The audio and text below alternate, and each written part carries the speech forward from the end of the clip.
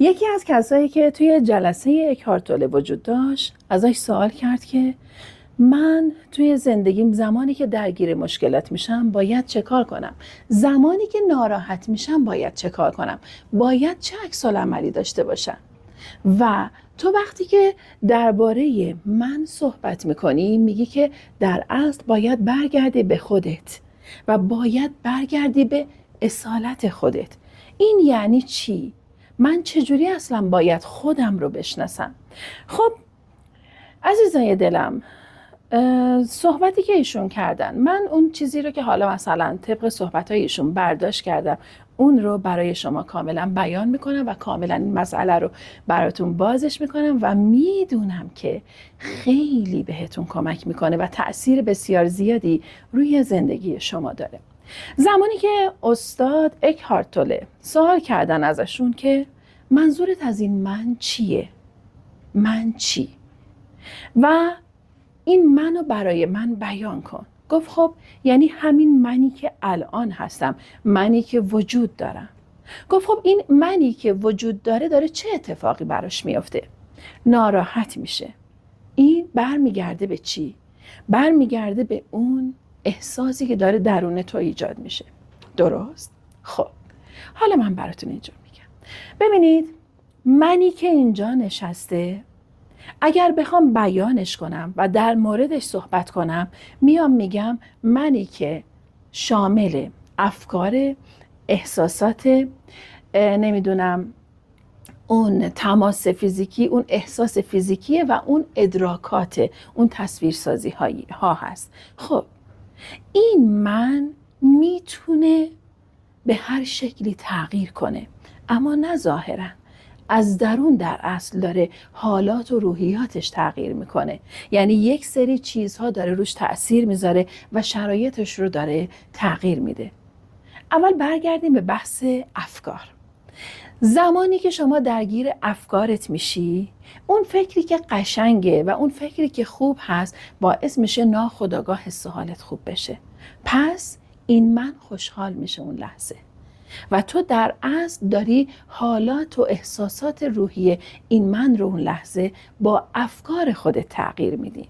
اما زمانی که یک سری افکار منفی درون تو باشه، از صبح که از خواب بیدار میشی درگیر یک سری واگویه های ذهنی منفی باشی، ناخودآگاه این افکار تأثیر میذاره روی احساسات و احساسات تو رو درگیر میکنه و چه اتفاقی میفته؟ تو ممکنه درگیر خشم بشی، درگیر ناراحتی بشی، درگیر عصبانیت بشی، ناامید باشی و این رو توی زندگی روزمره‌ات تأثیرش رو میبینی. خب پس این تأثیر افکار تو.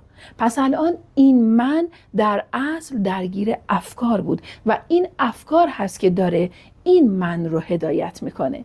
درست؟ بریم جلوتر، بهتون خیلی قشنگ اینو بازش میکنم و تمام حس و حال درون شما رو براتون تغییر میدم. خب احساساتتون، تو یه دفعه دیدی ممکنه یه حسی برات درونت ایجاد بشه، یه اتفاقی واسط بیفته و حس کنی خیلی خوشحالی. اون لحظه این من سرشار از نور میشه وجودش، سرشار از امید میشه وجودش، حال خوبی داره و میگه وای دلم نمیخواد این حس خوب رو از دست بدم، دلم میخواد زمان متوقف شه، دلم میخواد این احساس پایدار بمونه. و این من به خاطر این احساس داره اینجوری عکس‌العمل نشون میده، خنده بر لبش میاد. درسته؟ اما همین من اگر اتفاق بدی براش بیفته به خاطر احساساتی که داره غالب میشه بهش، میتونه عکس‌العملی کاملا متفاوت داشته باشه. افسرده بشه، بریزه به هم، ناراحت بشه، درگیر بشه و حتی به خاطر همین احساسات و همین افکار چه اتفاقی براش بیفته؟ مریض بشه، بیمار بشه. دیدید؟ شخص میگه من مریضم. چی باعث شده تو مریض بشی؟ دوتاشو بهش اشاره کردم. افکار و احساسات. در اصل این من داره تحت تأثیر افکار و احساسات یک سری شرایط و موقعیت ها رو تجربه میکنه. درسته؟ اینم تا اینجا. حالا من عزیز، لطفاً بدنت رو لمس کن برای لحظه. دست بکش، احساسش کن، ببین چه حسی برات داره. تو داری لمسش میکنی. زمانی که شخصی نوازشت میکنه که دوستش داری، این آدم وقتی که داره نوازشت میکنه چه حسی درونت ایجاد میشه؟ حس عشق، حس شفقت، یک هیجان خاص درون تو ایجاد میشه، حس آرامش، دلت میخواد سرت رو بذاری در آغوشش. خب پس این احساس فیزیکی، این به اصطلاح تجربه فیزیکی مال منه و من دارم تجربهش میکنم. این باعث میشه که این من حس متفاوتی رو داشته باشه. حالا همین من اگر بخشی از وجودش زخم بشه چه اتفاقی براش میفته؟ درد میکشه، درسته؟ به هر حال مثلا شما یه دفعه دستت میسوزه، این همین سوزش رو داری چون یک نوع تجربه فیزیکی داشتی و این من اون لحظه داره این درد رو تجربه میکنه. البته خیلی خیلی خیلی دیگه بعضی از افراد هستن که دیگه انقدر قوی قدرتمند شدن توی این مباحث مثلا تجربه های فیزیکی که بتونن خیلی خارج از جسم باشن و ما دیدیم زمانی که هیپنوتیزم میشن، زمانی که مثلا سوزنی رو وارد بدنشون میکنن اصلا دیگه حس نمیکنن و این تجربه های جالب رو دارن. به خاطر چیه؟ به خاطر اینکه این من وجود نداره و این من کیه؟ الان دیگه جسمه. این جسم اون درد رو حس نمیکنه، پس فرای این جسم این من رفته، درسته؟ و زمانی که تو درون باشی توی این جسم قرار داری، یعنی این روح به نوعی من میگم در حصار این جسم هست و این جسم داره همه شرایط رو براش هدایت میکنه و این ذهن داره همه شرایط رو براش پیش میبره. اون وقت این من به شکل مختلف هر بار هویت مختلفی رو میتونه تجربه کنه، هر بار احساس مختلفی رو میتونه تجربه کنه. پس اینم از تجربه فیزیکی و بریم اون چهارمین چیزی که گفتم، ادراکات شما، تصویرهای ذهنی شما. زمانی که چیزی رو داری توی ذهنت تجسم میکنی، دیدی به عنوان مثال مثلا من خودم یه دفعه دخترم سر کاره، بعد طول بکشه، دیر بیاد، یه لحظه کافیه یه تصویرسازی ذهنی منفی داشته باشم، حالم بد میشه، ضربان قلبم میره بالا، بعد بهش زنگ میزنم، تلفن رو جواب نده، دیگه بدتر. خب البته من خیلی روی این چیزا دیگه مثلا میگم خارج شدم از این شرایط و خیلی بهتر و حالا سعی میکنم خیلی قشنگتر با این مسائل رفتار کنم، اما دارم میگم که همه ماها این مسائل رو تجربه میکنیم و بعد قرار از اینا خارج بشیم. خب بعد این باعث این تصویرسازی ذهنی تو، این چیزی که داری درون ذهن خودت تجسم میکنی، باعث میشه که تو به هم ریخته بشی، باعث میشه که تو حالت بد بشه و در اصل ادراکات تو، درکی که تو داری از فضا، از شرایط، با اون چیزی که داری میبینی باعث میشه افکار تو برات پردازش کنن، بعدش احساسات تو درگیر میشه و حال و هوای تو عوض میشه و همین من میشه یک منی که الان نگرانه، مضطربه، استرس داره، عصبیه،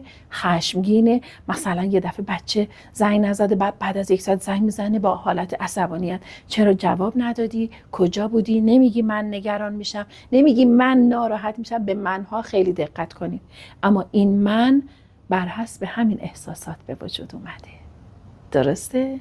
حالا میایم خودمون رو میکشیم بیرون.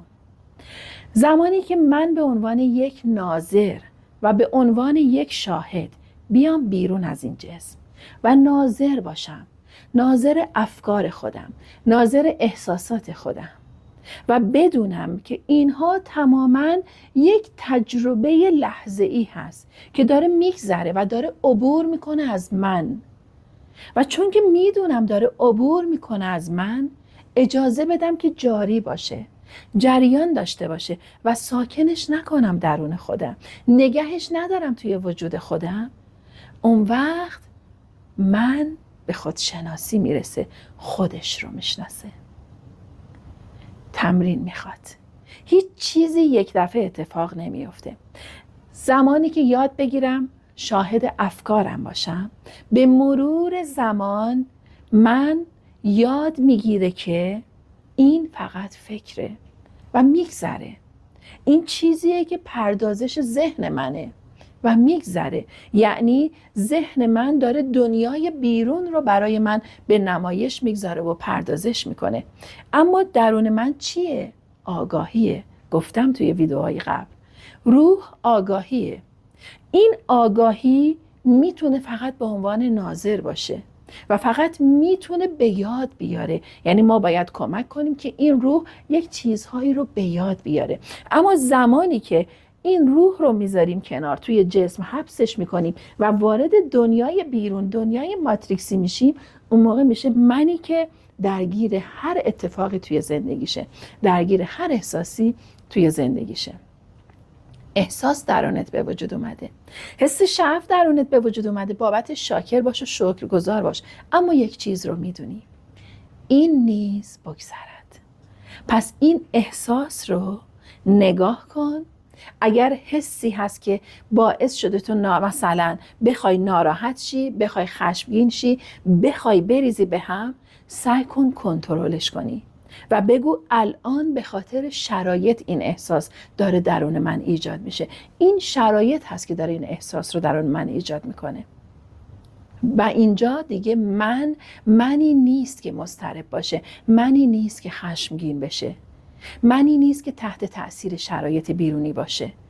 منیه که احساسات خودش رو میبینه، شاهد احساساتشه، اما میدونه این احساس موندگار نیست و قرار نیست این من تبدیل به چیز دیگه ای بشه. من همینجا یک سوال ازتون دارم. دیدید احساسات مدام تغییر میکنن، افکارتون مدام تغییر میکنن، اون حس لمسی که گفتم مدام تغییر میکنه. بدنت رو که لمس کنی حسش متفاوته، شخص دیگه ای لمس میکنه حسش متفاوته، از طرفی آسیب به بدنت وارد بشه حسش متفاوته. همه اینا درسته، تمام اینا در حال تغییرن. اما آیا این من داره تغییر میکنه؟ نه، این من هستش، این من وجود داره. اما چی باعث داره میشه که حالات درونیش تغییر کنه؟ افکار و احساسات و تجربیات فیزیکی و ادراکاتش و اون تصویرهای ذهنی که داره. این در اصل داره من رو برای من معنا میکنه. پس من میتونم معنای این من رو تغییر بدم. چجور؟ زمانی که تمرین کنم، برگردم به خودم، برگردم به درون خودم و به عنوان شاهد باشم نسبت به افکارم، نسبت به احساساتم و بدونم که من یک تجربه جدید دارم هر لحظه، هر دقیقه و این تجربیات چه خوشایند چه ناخوشایند داره میگذره و داره عبور میکنه. زمانی که این تمرین ها رو انجام بدیم، مطمئن باشید که موقعیت و شرایط زندگیتون خیلی تغییر میکنه و به شما کمک میکنه که خودتون رو خیلی قشنگتر بشناسید و به خودشناسی برسید. منتظر ویدئوهای دیگه مربوط به بیداری معنوی، مربوط به روبرو شدن با مشکلات، با هر احساسی، منتظر تمام این ویدئوها در یوتیوب چنل ایان اسرار جهان هستی باشید. و اگر دلتون میخواد در رابطه با روابط، انرژی های زنانه و مردانه آگاهی های بیشتری رو کسب کنید، میتونید به یوتیوب چنل رویا تاروخ مراجعه کنید. عزیزای دلم، خیلی دوستتون دارم. مراقب من باشید. یا حق، خدا نگهدار.